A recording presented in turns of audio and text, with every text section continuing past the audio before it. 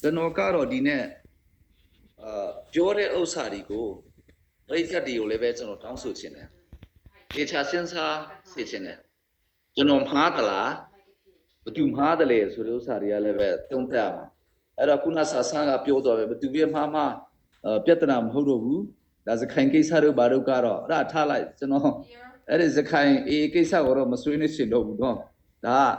ဖြစ်လာတဲ့ဥစ္စာရင်ဆိုင်ကြတာပေါ့ဒါမျိုးတွေကအဲ့တော့ဒီနေရာမှာစီကဘလောက်စခိုင်အေးနဲ့ပတ်သက်ပြီးတော့မှဘလောက်မှားအကွက်ကြော်ခဲ့တယ်လဲဘလောက်မှားခဲ့တယ်လဲစီဒီဘလောက်မှားခဲ့တယ်လဲဒီတူလူထုဘလောက်မှားခဲ့တယ်လဲဆိုတဲ့ဥစ္စာတွေကတော့တုံးတကြတာပေါ့ကျွန်တော်ပါဝင်ဒါကတော့ထားလိုက်ကျွန်တော်မဆွေးနွေးတော့ဘူးကဲဒေါ်ဟိုင်ကအခုငါးနှစ်မြောက်ထဲဝင်လာပြီစကရေကခြေထမ်းတော်မှားခဲ့တယ်ဒါစီရီကိုရင်တုံးတတ်မယ်နော်စီရီဆိုတဲ့နေရာမှာစီရီဥဆောင်မှုကိုကျွန်တော်တုံးတတ်မှာဖြစ်တယ်စီရီကိုတုံးတတ်မှာမဟုတ်ဘူးဘလို့တိုက်ပွဲဖြစ်တယ်လဲဘာဖြစ်တယ်လဲညာဖြစ်အဲ့ဒါကျွန်တော်စိတ်ဝင်စားဖို့နားလေတာလည်းမဟုတ်ဘူး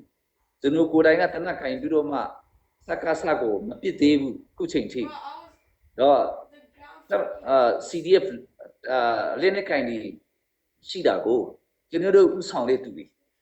သူတို့ဥဆောင်တဲ့သူတွေအမှားကိုကျွန်တော်ပြောရမှာဖြစ်ပါတယ်ကျွန်တော်ကိုယ်တိုင်ပေါ့ဒီခါတလေကျတော့ CB တွေကလည်းပဲ brotherhood တွေကလည်းပဲ CC အကြောင်းပဲပြောလိုက် CC တွေကလည်း CB အကြောင်းပဲပြောလိုက်အဲ့ဒါမဟုတ်သေးဘူးဟိုကကိုဝေဖာစတန်ဝေဖန်ရမယ်နော်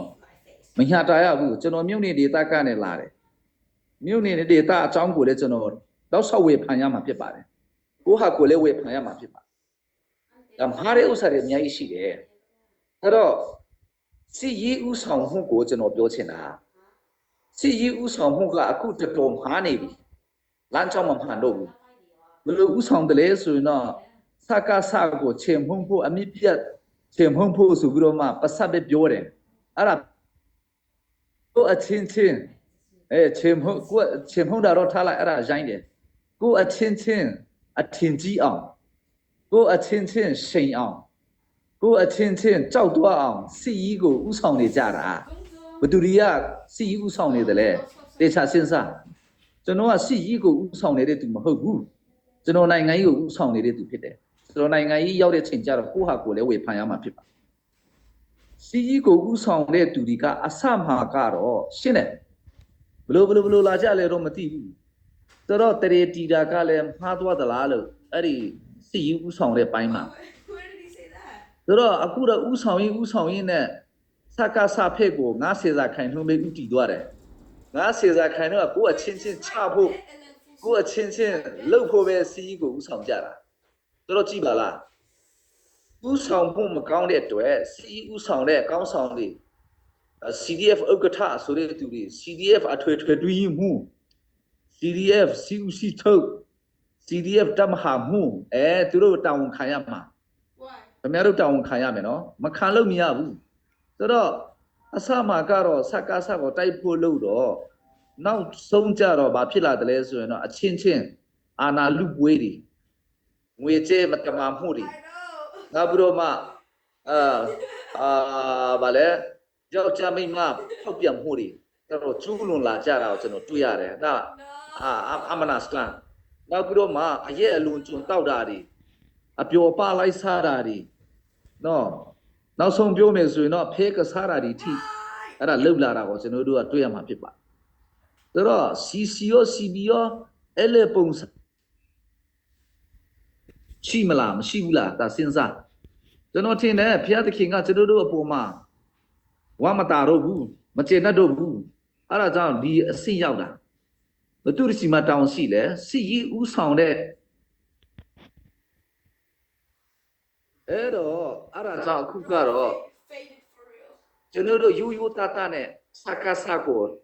တိုက်တဲ့သူတွေတိုက်ခဲ့တဲ့သူတွေအခုတိုက်နေတဲ့သူတွေကစိတ်ဓာတ်ကြတာဥဆောင်တဲ့သူတွေကမှအကျင့်စာရိတ္တမကောင်းတာတော့အာနာမြင့်မောတာတော့တောက်စားတာတော့ဘာညာတော့ကရှိတဲ့ခါကျတော့အားလုံးတော့ဆိုလိုတာမဟုတ်ဘူးနော်တချို့ကိုဆိုလိုနေတာဟုတ်ပြီအဲ့တော့အဲ့လိုမျိုးနဲ့ခင်ဗျားတို့ကျွန်တော်တို့ရဲဘော်တပ်သားလေးတွေတကယ်ယူသားတဲ့စစ်တိုက်တဲ့သူတွေနေချင်းမလား ဒါစဉ်းစားရမယ်နေချင်းမလားမနေချင်းဘူးသူတို့တိုက်ရင်ကဇောကြလာတယ်ဒါတစ်ပိုင်းပြီးရင်ထုံးစာအတိုင်းဒီနေ့ကရင်စစ်ရေးဥဆောင်မှုကတော်တော်ခက်တယ်ခက်တဲ့အတွက်ကြာလာရင်လွေမှာမဟုတ်ဘူး CDF တွေတန်တရာဆိုရတယ်အဲ့ CDF လေးတွေကလွေမှာမဟုတ်ဘူးတော်တော်တိုက်ရင်ကဇောကြလာတယ်ဒါထုံးစာပါကျွန်တော်တို့ခင်ဗျားတို့ဖားတာလဲပါဝင်တယ်လို့ထုံးစာအတိုင်းလင်းနှင့်ကျော်ဖြစ်လာတဲ့ခါကျတော့တက်ဆိုတာကြီးမားမားအဖွဲအစည်းကပဲဥဆောင်မှကခိုင်မာတာဒေတန္တရအဆင့်လောက်နဲ့ CDF အဆင့်လောက်နဲ့တက်ကွာချက်ကြီးဥဆောင်လို့မရဘူးအဲ့ဒါတစ်ပိုင်းနောက်ပြီးတော့မှထောက်ပံ့တဲ့သူတွေကလည်းပဲသူတို့ကိုယ်တိုင်ကဆင်းရဲလာတာငွေကြေးခက်ကြုံလာတာရဲ့အားမပေးချင်တာတော့ရဲ့အားမပေးချင်တာလည်းပဲကျွန်တော်တို့ကောင်းဆောင်တွေကမကောင်းလို့ပေါ့အားမရလို့ပေါ့ချင်းပဲလို့ဖြစ်နေတော့အဲ့ဒါကြောင့်ကျွန်တော်ငွေကြေးလေးရော့ပါလာတယ်ငွေကြေးလေးတယ်ကောင်းဆောင်မှုကလည်းအစင်မပြေတော့ဘူးဆိုရင်တော့တိုက်ရင်ကတော့ရော့လာတာဆိုတော့ကြာလာတဲ့နဲ့အမျှprofessional army မဟုတ်တဲ့အတွက်သူတို့စကားစကိုတော်လှန်ခြင်းနဲ့စိတ်တလေးနဲ့ခဏလဲ emotion လေးအများကြီးပါတယ်စိတ်ခံစားချက်နဲ့လည်းအများကြီးပါတယ်အဲ့ဒါကြောင့်အခုကျွန်တော်တို့တက်တွေကရော့လာတာရော့လာပြီဆိုရင်တော့တို့စီဘလို့ဥဆောင်လာကြတယ်လဲဆိုရင်တော့ဘလို့စီရုံးလာကြတယ်လဲဆိုရင်တော့ကဲစစ်စစ်နှစ်ကနဲ့လက်စင်ကနှစ်ထိစင်ဖို့မထမနေရဆိုပြီးတော့တင်တန်းနေပြေးလာကြတာသူခင်ဗျားတို့တင်တန်းမဲဆင်းတယ်အတုံးပြလို့ရမှာမဟုတ်ဘူး online ပေါ်မှာဟာသူတို့အဖွဲ့ဒီကတော့တင်တန်းအဲ့လောက်ပြီးတယ်ဆိုပြီးတော့မှအဲ့ဒါ for show လို့ပဲအဲ့ဒါအထင်ကြီးအောင်ပြတ်တရုံပဲရှိနေအတုံးပြလို့ရမှာမဟုတ်ဘူးဆိုတော့တချို့ကတော့ကျွန်တော်ဒီသူတွေကတချို့ကတော့ခဲသူတို့တိုက်ရမယ်စကားစကိုတိုက်ဖို့မရှိရုံတော့ဘူးသူတို့ကိုတိုက်ရမယ်အိနီနာချင်းဒီကိုအချင်းဒီကိုတိုက်ရမယ်တဲ့အဲ့ဒါကြောင့်အင်အားစီမှာပဲငါတို့ကြောက်မှာတဲ့ဆိုတော့အဲ့လိုမျိုးတဲ့ပီတူလူထုကိုအတင်းအဓမ္မနဲ့အခုကြတော့စစ်ရေးကိုစီယုံလာကြပြီဥဆောင်လာပြီအတင်းအဓမ္မနဲ့စစ်သားစုဆောင်တဲ့ဥစ္စာဒီအတုံးတဲမှာမဟုတ်ဘူးထွက်ပြေးကြမှာအဲ့ဒါအသေးချပဲစံကုန်နေလေးပဲဖြစ်မှာအဲ့ဒါတွေကကျွန်တော်ပြောချင်တယ်အဲ့တော့စစ်တပ်တစ်ခုကကိုယ်စန္ဒနဲ့နော်ချစ်ချင်းမေတ္တာနဲ့နိုင်ငံချစ်စိတ်နဲ့ချင်းပီချစ်စိတ်နဲ့ဝင်ဖတာလင်းအတုံးပြူလာအတုံးတက်လာအဲ့တော့ကျွန်တော်1 day ဆရာကောင်းတာကတော့အစကရေကကျွန်တော်တို့ထောင်လုံးကတက်ကြွနဲ့ယူတာနဲ့စစ်တပ်ထက်ကိုဝင်တဲ့ကျွန်တော်တို့ CDF ထဲကိုဝင်လာတဲ့သူတွေ CNA ထဲကိုဝင်လာတဲ့သူတွေတော်တော်များများအသေးပစ်ဆက်ပြီးတော့မှတေကုန်ကြပြီအခုကျွန်တော်တို့နားမှာမရှိနိုင်လို့ဘူးတော်တော်နှမျိုးဆရာကောင်းတယ်နော်ရိုးသားတဲ့သူတွေတတိရှိတဲ့သူတွေဖြူရှင်တဲ့သူတွေချင်းပီကိုချစ်တဲ့သူတွေကတော်တော်များများတေကုန်ပြီတိုင်းပြည်နဲ့လူမျိုးအတွက်နော်အသက်ဆုံးကုန်ပြီကျွန်တော်ယူကျုံနေရပဲအခုကြံတဲ့သူတွေကတော်အဲ့လိုမျိုးစိတ်သက်ရှိတဲ့သူတွေကနေလာပြီဘာကြောင့်လဲတို့စီဥဆောင်တဲ့ကောင်းဆောင်တွေရဲ့အားနဲ့ချက်လို့တော့မခေါ်ချင်ဘူးနော်မကောင်းတဲ့တော်တော်များများကတချို့လူတွေကမကောင်းဘူးဒါပုံပွင့်လည်းပြအဲ့ဒါမျိုးတွေနဲ့ဘယ်တော့ခါမှဘုရားသခင်ကလည်းစိတ်ချမ်းသာမှာမဟုတ်ဘူးဆိုတော့အခုစစ်သားစုဆောင်တာတို့ဘာတို့ကတော်အောက်ကျလာတယ်စကားစားနဲ့တူလာပြီပေါ့မြောင်ထိုင်ကစစ်သားမဝင်ချင်တော့တဲ့အတွက်အတင်းဓမ္မနဲ့မြောင်ထိုင်လေးစုဆောင်ငါတို့လေးစုဆောင်အဲ့ဒါမျိုးတော့မဟုတ်တော့ဘူးအဲ့ဒါကြောင့်စီရီဥဆောင်တဲ့အပိုင်းကိုပြန်လဲတုံးတက်ရမယ်စီရီဥဆောင်တဲ့သူဒီပုဂ္ဂိုလ်ကိုလူတွေလည်းအလေးထည့်လို့ရမလားအနာယူရမလားအတိရွေးချယ်ရမလားတော့မဟုတ်အချင်းစာရိတ္တကိုပြင်မလားနောက်ပြီးတော့မှဥဆောင်မှုတွေကိုပြင်မလားတော့မဟုတ်ကိုဟာကိုပြင်ကြမလားအဲ့ဒါတွေမလုပ်ခဲ့နေတော့မရဘူးဆိုတော့အင်အားကတော်တော်လျှော့လာတယ်အဲ့ဒါစီဥဆောင်မှုကတော်အားနေလာတယ်နော်မဟုတ်ရင်တော့မရဘူးဆိုတော့စီရီကအားနေလာပြီဆိုရင်တော့စစ်တိုက်တာတို့ဘာတို့ကအဲ့ဒါတော့ကျွန်တော်ကတုံ့တက်မှာမဟုတ်တော့ဘူးတော်အားနေလာမှာပေါ့တော့အဲ့ဒီမှာကျွန်တော်ကတော့အဲ့ဒါလောက်စိတ်ကမကြသေးတာကတော့တခုရှိသေးတယ်တတာဥပစီတွေနေပေမဲ့ အစီအချင်းနဲ့ကျွန်တော်တို့တွေ့ရမှာငါကိုကလေးကအမြဲတမ်းပြောတယ် CDF ဒီစိတ်ဓာတ်မချပါနဲ့အစီအချင်းနဲ့တွေ့မယ်အစီတွေ့မမြိုင်းရင်လည်းပြဿနာမရှိဘူးဘာဖြစ်လို့လဲဆိုတော့တခါလေကျတော့emotion နဲ့လာတဲ့သူတွေရှိကောင်းရှိနိုင်ပါတယ်ဆိုတော့အစီချင်းမရှိဘဲနဲ့အစီတွေ့များပြီးတော့မှထိရောက်မှုက